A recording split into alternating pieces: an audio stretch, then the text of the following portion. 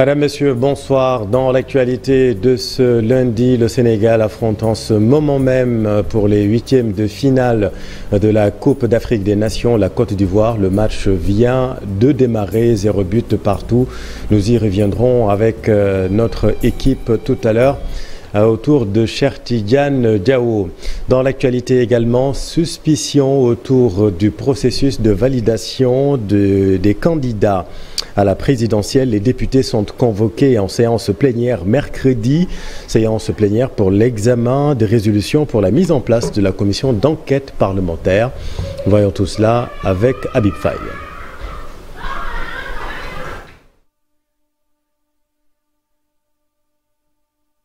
C'est acté, la commission d'enquête parlementaire sur les suspicions de corruption de certains membres des juges du Conseil constitutionnel sera soumise à la plénière.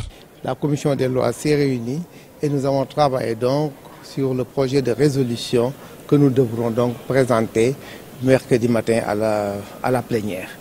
Donc la commission a adopté le projet de résolution, l'exposé des motifs que le groupe a eu à faire pour fonder notre demande.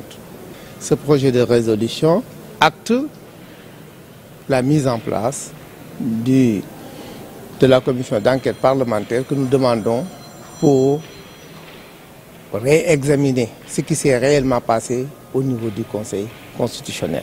Le Parti démocratique sénégalais, auteur de la résolution, compte présenter des preuves de ces accusations contre des sages du Conseil constitutionnel. La commission d'enquête devrait donc éclairer. Et ce qu'il faut se dire, une commission d'enquête, elle est mise en place pour prendre les informations et pour éclairer le Parlement sur les allégations et tout ce que l'on présage. Alors la commission d'enquête devrait donc prouver tout ce que nous avons écrit dans notre demande de mise en place de la commission d'enquête parlementaire.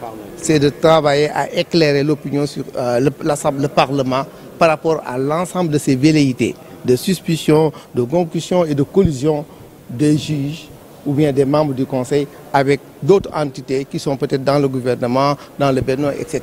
C'est ça que nous jugeons inacceptable. Les libéraux demandent la participation de leur candidat Karim Wade à la présidentielle, faute de quoi ils plaident le report. Nous ne sommes pas d'accord et nous ne voulons pas que des réactions se tiennent sans notre candidat. C'est pourquoi nous demandons le report. Ça, nous sommes catégoriques, parce que nous sommes lésés. Karim Wade doit participer à ces élections. Et vouloir faire continuer la machine sans cela, c'est pourquoi nous demandons qu'il soit rétabli, qu'il soit remis sur la liste des candidats, parce que nous savons qu'il en a été écarté injustement, ou bien qu'on arrête le processus jusqu'à ce que les choses soient claires. En tout cas, nous ne sommes pas d'accord que les élections se tiennent au Sénégal sans notre candidat qui a été injustement élagué des listes. Avec l'installation de la commission d'enquête parlementaire, le PDS compte aller jusqu'au bout pour obtenir gain de cause. Dans cette affaire, toujours à noter que le haut magistrat Cheikh Ndiaye a déposé une plainte et que le Conseil constitutionnel se solidarise à travers un communiqué. Nous y reviendrons également dans nos prochaines éditions. Les candidats à l'élection présidentielle auront 3 minutes de temps d'antenne chacun à la RTS à partir du 4 prochain. Le Conseil national de régulation de l'audiovisuel a reçu ce matin les mandataires. Voyons tout cela avec Cheikh Diop et Alioune Diagne. Tous les mandataires des 20 candidats à l'élection présidentielle sont ici présents. Ils sont convoqués pour le tirage au sort qui détermine l'ordre de passage de chaque candidat pour le temps d'antenne à la RTS. Ils ont chacun 3 minutes à partir du 4 février, date de démarrage de la campagne électorale, jusqu'au 23, date de clôture. Nous nous sommes entendus sur 3 minutes par candidat. Cela fera, disons, une demi-heure, mais il faut aussi ajouter à cela le temps que le présentateur prendra pour annoncer les différents éléments, le temps qu'il prendra pour annoncer le programme des candidats, ce qui fait qu'on va se retrouver un peu avec une page de 45 minutes. Alors on aura une page de 45 minutes à 19h et une autre à 20h40. Un cas particulier a fait l'objet de débats au cours de cette rencontre, celui du candidat Bassirou Diomaye Faye en détention. Une première au Sénégal et pour le moment, il semble difficile à résoudre. C'est vrai que les textes posent problème. parce que, comme je l'ai répété, le CNRA est régulateur, il n'est pas législateur. Le texte dit clairement que le temps d'antenne est réservé aux candidats. Alors, c'est cela qu'il va falloir étudier et voir. S'il n'y a pas de liberté provisoire, le CNRA sera en difficulté parce que nous recevons les différentes cassettes pour diffusion ici au CNRA pour diffuser. Et si jamais lui reste en détention et qu'il n'est pas filmé en prison, il sera difficile pour le CNRA de diffuser son temps d'antenne.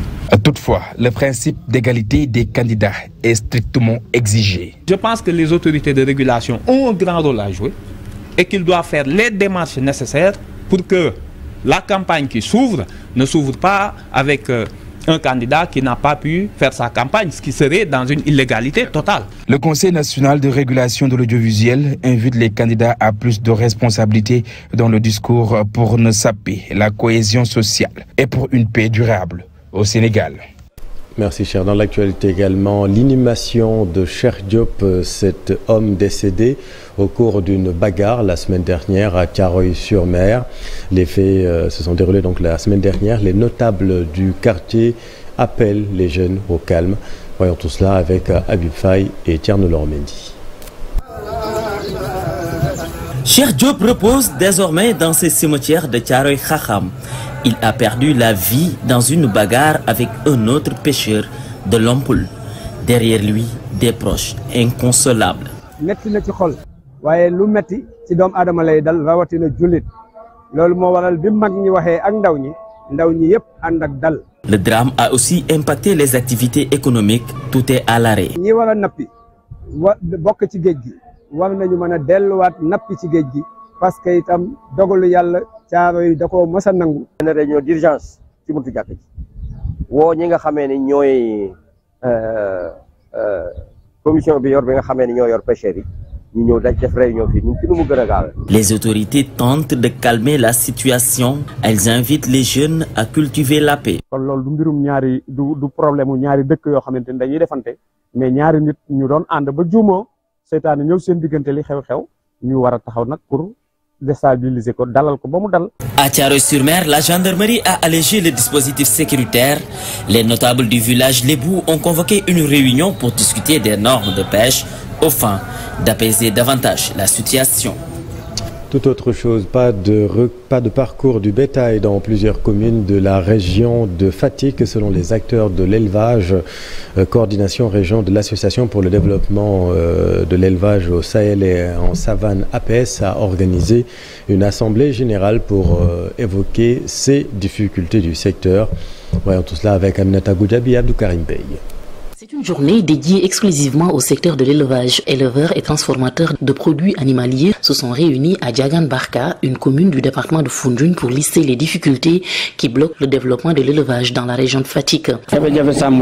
Nous n'avons pas d'espace, pas de pâturage, encore moins de parcours du bétail dans beaucoup de communes de la région. Et certains maires disent que l'élevage ne fait pas partie de leurs compétences. Cette journée est une occasion pour nous de faire des doléances dans ce sens. APES est une ONG présente dans plusieurs pays africains. La section sénégalaise a des partenaires qui l'accompagnent dans le financement et la formation.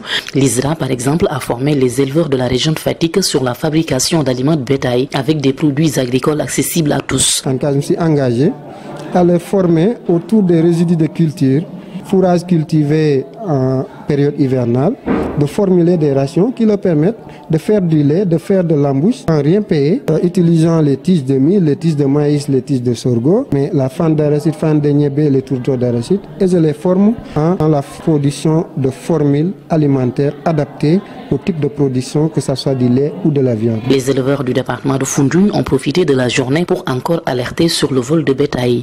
Le phénomène ne recule pas dans la région de Fatick. Le vol de bétail continue de plus belle. C'est vraiment un problème difficile à régler. Moi, je suis le président de l'association pour la lutte contre le vol de bétail. Je l'avoue, nous avons essayé toutes sortes de stratégies, mais rien. Le choix de Diagane Barka pour tenir cette assemblée générale est une façon d'encourager le maire de cette commune. Il fait beaucoup d'efforts pour accompagner les éleveurs. Des parcours du bétail ont été aménagés dans cette commune et des parcs à vaccination construits. Alors maintenant, dans le bassin arachidier à Kaolack, où se tient la 11e édition du festival de Keur Madiabel, tout le patrimoine historique et culturel de cette localité fondée en 1883, Keur Madiabel donc, a été révisité. C'est un reportage de Ousmane Dem et Falikaï.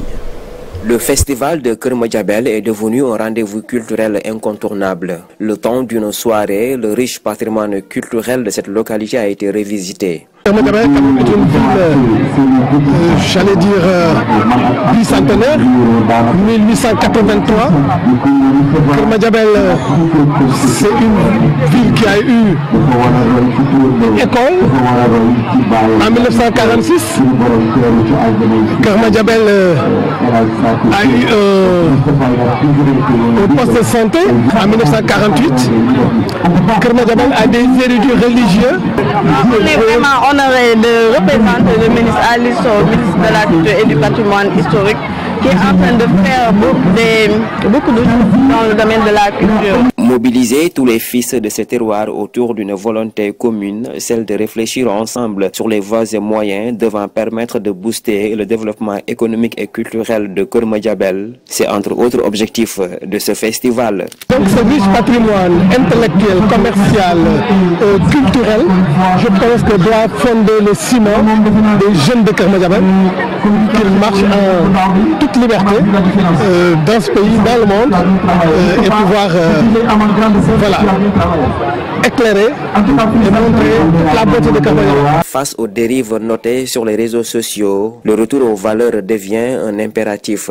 Aujourd'hui, vous avez l'Internet qui permet d'acquérir du savoir, mais aussi qui est constitué un véritable danger pour les jeunes.